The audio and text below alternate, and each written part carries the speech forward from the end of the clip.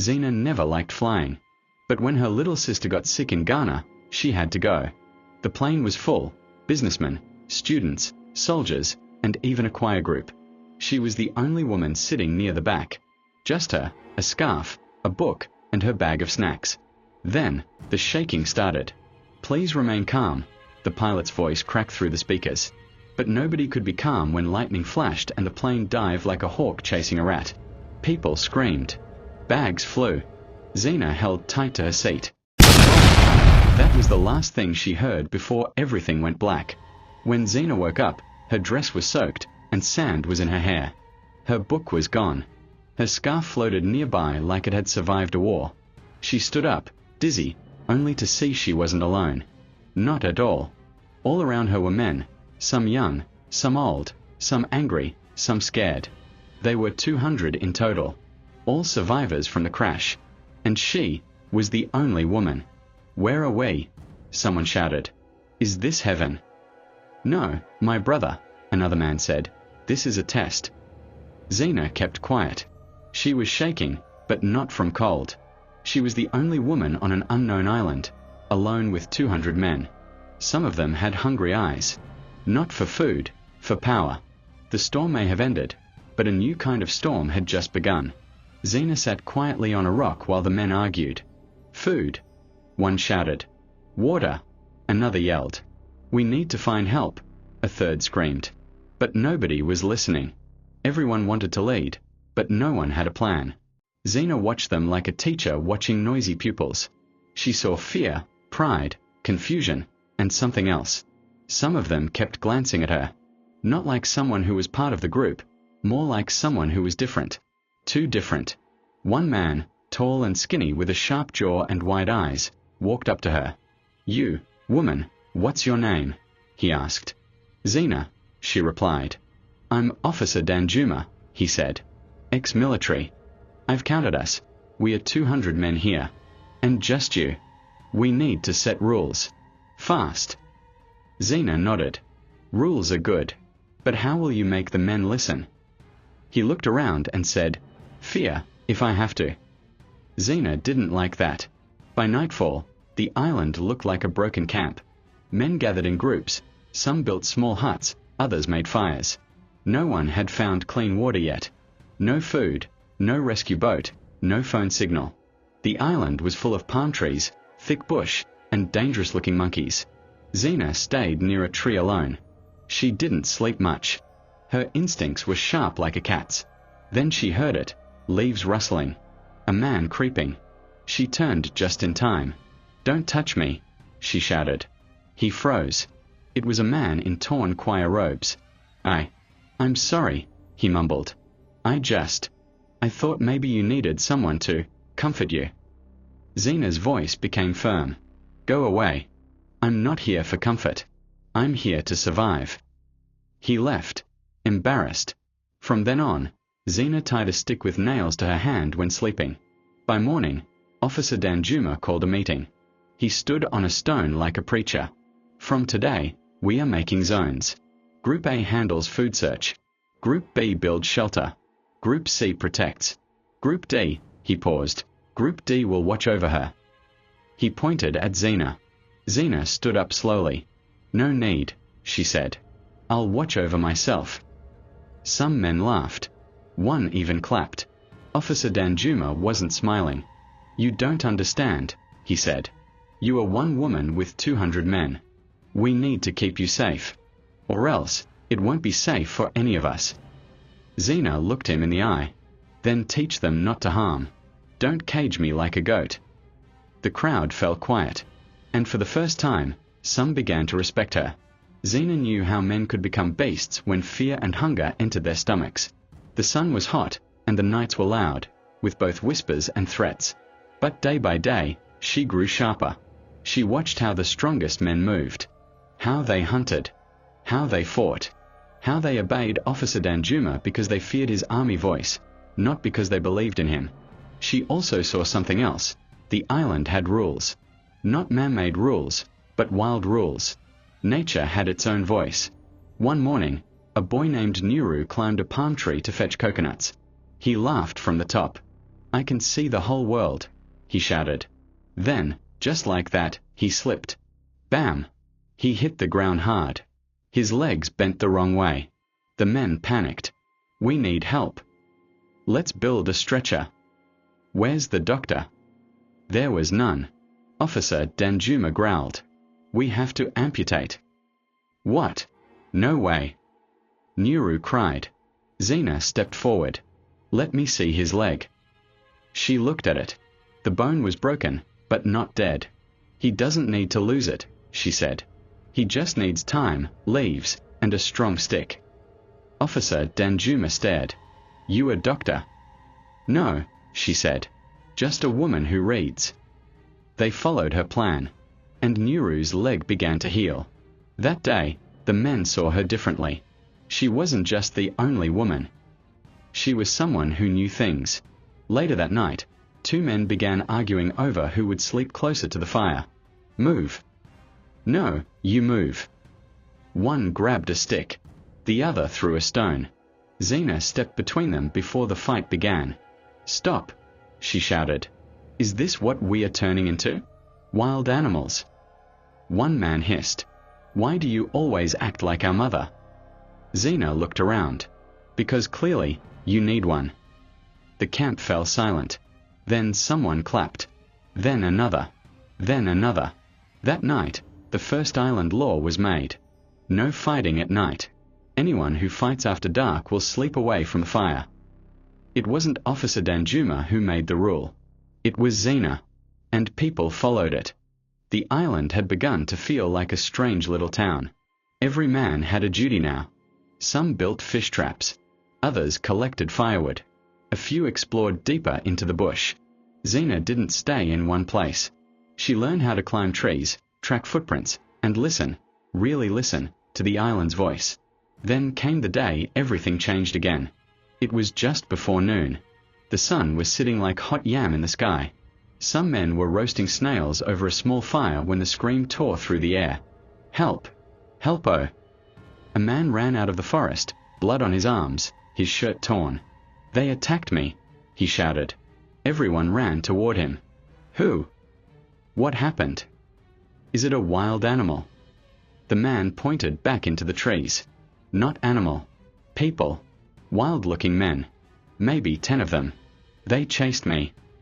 Zina's heart beat fast. She looked at Officer Danjuma, who was already tying his boots. "Take 5 men. Check it out," he barked. "I'm coming too," Zina said. "No," he said flatly. "It's not safe." "Exactly why I should come," she replied. "We all need to see the truth." They moved like shadows into the forest. And there they were. Not ghosts. Not animals.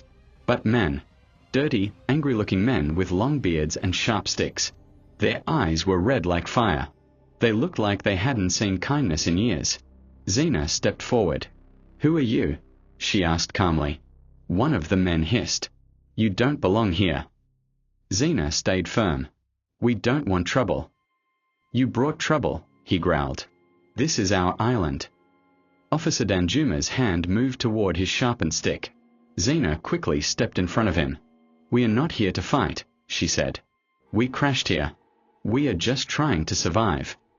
The man stared at her. Then his eyes softened, just a little. "A woman, among 200 men? Dangerous," he muttered. Zina raised her chin. "That's why I must be strong." After a long, tense pause, the bearded man said, "Leave food tomorrow. At the mango tree. Then we'll decide if you stay."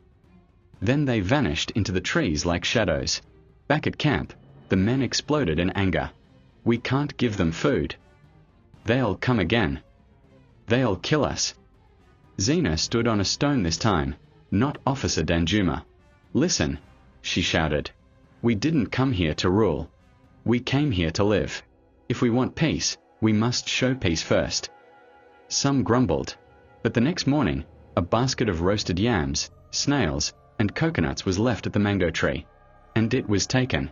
No attack came that night. The men began to look at Zina not just with respect, but with hope. The island had secrets. Zina could feel it in her bones. Every time she walked past certain trees, The wind would blow strangely. Birds would stop singing. The sky would darken for no reason. Something was watching. One evening, as the sun dipped low like a tired king, Zina found herself at the edge of the river where an old man always sat alone. His name was Papa Kalu. He had grey hair that danced in the wind, and a deep scar across his forehead. Nobody really talked to him much. He never joined meetings. Never ate with the others. But Zina was curious. She sat beside him. "You always come here," she said. Papa Kalu didn't look at her. Just kept throwing pebbles into the water. "I know this island," he finally said. Zina blinked. "You've been here before?" He nodded slowly. "I was one of them." Zina's heart skipped. "One of who?" "The wild ones in the forest," he whispered. "I was stranded here 25 years ago. With 10 others. We survived. But we became something else." Zina listened closely as he told his story. They too had crashed. At first, they tried to stay human. They prayed, shared food, waited for rescue. But years passed. Some died. Others fought. And then, something changed. They started hearing voices, Papa Kalu said. "The island speaks. It tests your mind. Makes you see things. Makes you do things." Zina's hands felt cold. "But you escaped?" she asked. He looked into her eyes. "No. I gave up. But they didn't. They became part of this island. That's who attacked us." "Are they dangerous?" "Only if they think you are. If you take more than you give, the island turns against you." Zina understood. Everything made sense now.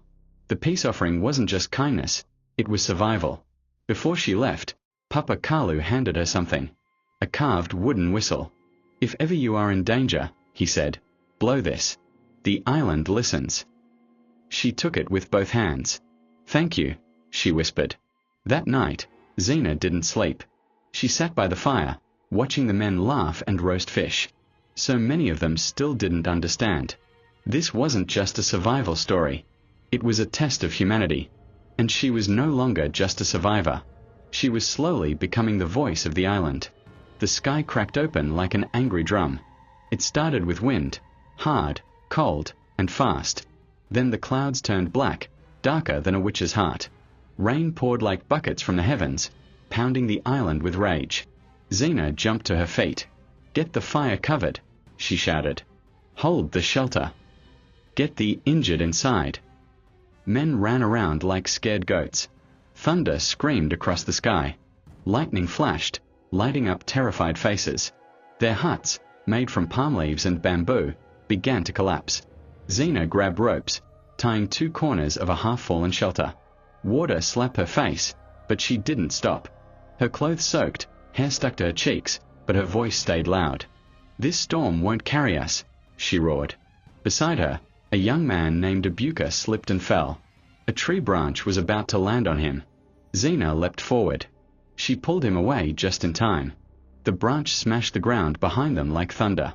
In the middle of the madness, someone screamed. "Water is rising. The river is coming in." Zina rushed toward the sound. She saw the river, swollen and angry, eating the land. It flooded their cooking area, stole their firewood, dragged one of the fishing nets into the trees. They were losing everything. Then she remembered the whistle. Zina pulled it from her pocket and blew. The sound was low, deep, not normal. It didn't sound like any whistle she'd heard. It echoed through the trees and across the water like a spirit's voice. And just like that, the wind slowed. The rain softened. The river stopped rising. The men stared at her like she was a god. "What was that?" someone whispered. Zina held the whistle tight. "A reminder," she said, "that this island has rules. And if you listen, it listens too." That night, even in the wetness and broken huts, nobody argued. Nobody fought. Nobody challenged her. For the first time since the crash, the island felt quiet. Zina sat beside the dying fire, watching the jungle. The storm had tested them all. But more than anything, it had reminded her that something ancient lived on this land. And it had chosen her as its listener. The sun rose heavy and wet the next morning. Palm leaves stuck to broken huts. Wettish lay where fires once danced. Everyone moved slowly, like the storm had stolen their energy. But something else was missing. Food. The small store of yams, coconuts, and smoked fish was gone. Who took it? Officer Danjuma shouted. Silence. Zina stood up slowly. It didn't blow away. Someone stole it. Eyes shifted. Hands clenched. Men began pointing. It must be a binner. No. It was Teo. He was near the store last night. Lies. You just hate me. Fingers became fists. Voices rose. Then Papa Kalu spoke, his voice calm but firm. We'll find the thief. But not with shouting. Let's test the island's justice. Zina blinked. What do you mean? Papa Kalu reached into his bag and pulled out a small calabash bowl with palm oil inside. Let every man dip his finger into this bowl. The one who lies, the island will expose. The test began. One by one, the men dipped their fingers. Most did it calmly. One man's hand shook.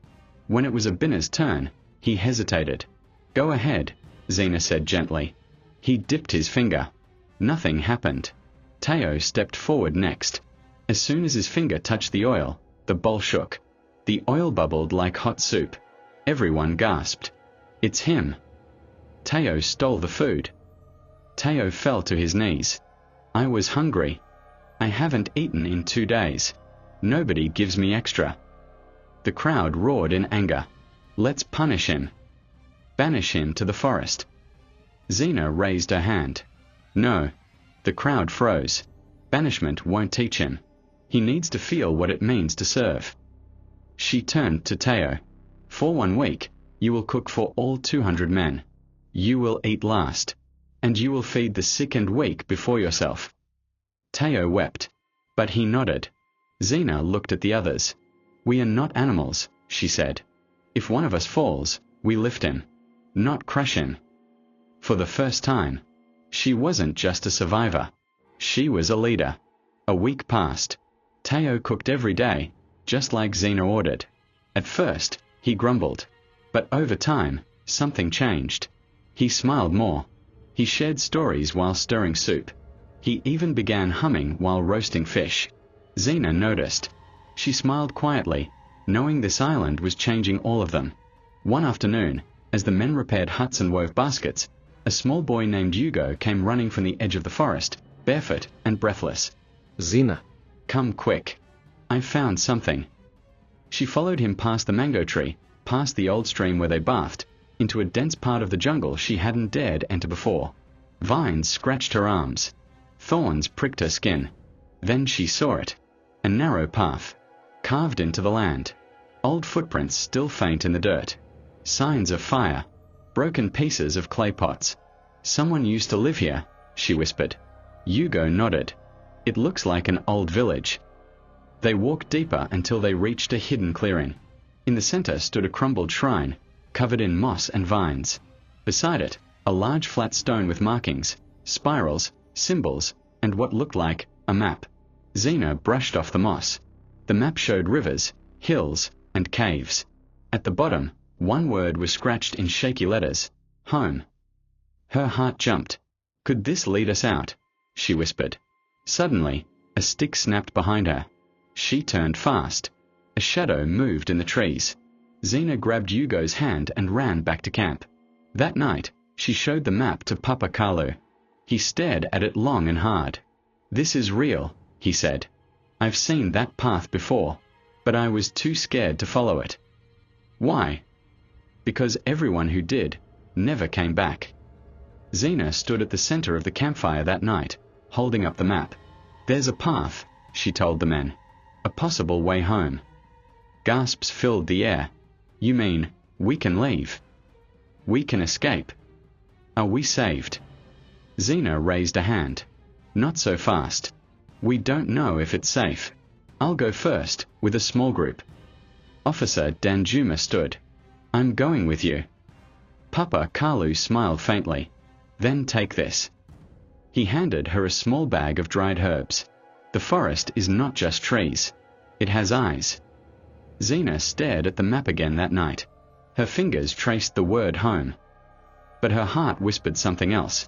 The island wasn't done with her yet. At sunrise, Zina stood at the edge of the forest with a team of 6 men, Danjuma, Hugo, Teo, and 3 others who had proven brave and loyal. She held the map in one hand and Papa Kalu's bag of herbs in the other. The rest of the camp stood behind them, silent and watchful. "Be safe," Papa Kalu said. "If we don't return in 3 days," Zina told the others, "burn the big drum. Let the smoke call rescue or warn others." With that, they stepped into the shadows. The Forest of Whispers was like no other place on the island. The trees grew taller here, twisted like dancing spirits. Strange birds with glowing eyes watched from branches. The air smelled of pepper and old stories. As they walked, they began to hear them. Voices, soft at first, then louder, calling their names. Zina. Danjuma.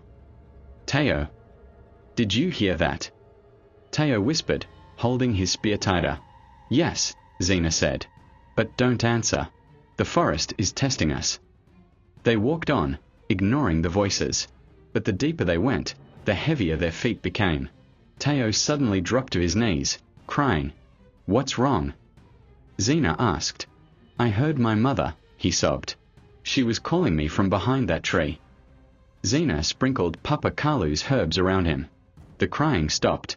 Teo blinked and stood up, confused. "You were almost lost," Zina said softly. "Stay close."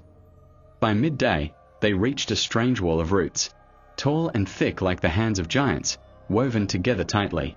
The map showed a way through. Zina reached out and touched the roots. They moved. The wall parted, just enough for one person to squeeze through. She went first, heart racing. One by one, the others followed. On the other side was silence. And then, a clearing. At the center stood a stone gate, half buried in vines, shaped like an arch. On top of the gate, carved into stone, were the words, "Only the worthy may pass." Danjuma stepped forward. "What does it mean?" Zina looked back at her group. "I think the island is asking us one final question." She stepped toward the gate. The wind blew hard, lifting leaves and dust. The arch began to glow faintly. Zina looked up. Then the gate whispered, "Why do you seek to leave?" Her heart pounded. She answered, "To protect, to heal, to lead my people home." The arch was silent. Then it opened. Beyond it lay a glowing cave, filled with light and wind. It smelled like the sea. "We are close," she said, smiling. But deep in her chest, she knew. The final test was still waiting. The glowing cave hummed like a sleeping drum. Zina led the group through the narrow tunnel, the light growing brighter with each step. The air felt cleaner here, filled with sea salt and something sacred. They reached a wide chamber. At the far end was a wooden door, old and carved with the same spiral patterns from the forest shrine. Beside it stood a tall, thin woman, barefoot, glowing slightly, with skin the color of deep mahogany. Her eyes were silver, like moonlight. "Who are you?" Danjuma asked, his voice shaking. "I am the voice of the island," the woman said softly. "I guard the gate to freedom." Zina stepped forward. "We came for a way out, to take our people home." The woman nodded. "Then you must answer one final truth." A ripple of wind blew across the chamber. The woman pointed at Zina. "Only one may pass. Only one may leave now. The rest must stay and guard the island for the next generation of lost souls." Gasps echoed. "What?" No. "We came together. We survived together." Zina's heart broke. The woman looked into her eyes. "Who do you choose?" Zina's mind spun. She thought of the 200 men, the broken huts, the stolen food, the storm, and how they all began to listen, to grow, to follow. She turned slowly and looked at each of the 6 with her. "I came to lead you out. But if only one can go, let it be. You go." The small boy froze. "What? Me?" Zina smiled. "You're still young. You have a life ahead. Go find help. Tell the world we are here." Hugo began to cry. "But I don't want to leave you." Zina knelt before him. "You must. This is your test now." The silver-eyed woman touched Hugo's head. The door creaked open, showing a long staircase leading up into golden light. Hugo turned one last time. I'll come back for you. I promise. Zina waved, tears in her eyes. We'll be waiting. He stepped through. The door closed. For a long time, the cave was silent. Then the woman smiled faintly. The island has accepted your sacrifice. What does that mean? Danjuma asked. Suddenly, the cave walls began to glow with symbols. The woman vanished into dust, and a new door opened behind them, not one leading out, but deeper into the island. Zina understood. Their mission wasn't to escape. It was to become guardians. Back at the camp, 3 days passed. Then one morning, a boat appeared on the horizon. Hugo had kept his promise. Rescue had come. But when the rescuers arrived, they found only a calm village, and no Zina. Just a wooden carving at the center of the village with these words: "She gave up her freedom, so we could learn to live." Zina didn't just survive. She rewrote the rules, and left her mark on 200 hearts forever. If this story shook you, don't keep it to yourself, share it now. Subscribe to Tales by Amah for more jaw-dropping stories that blend African magic, strength, and soul. Drop a comment. What would you do if you were alone with 200 strangers? And hey, part 2 might already be loading. Bye for now.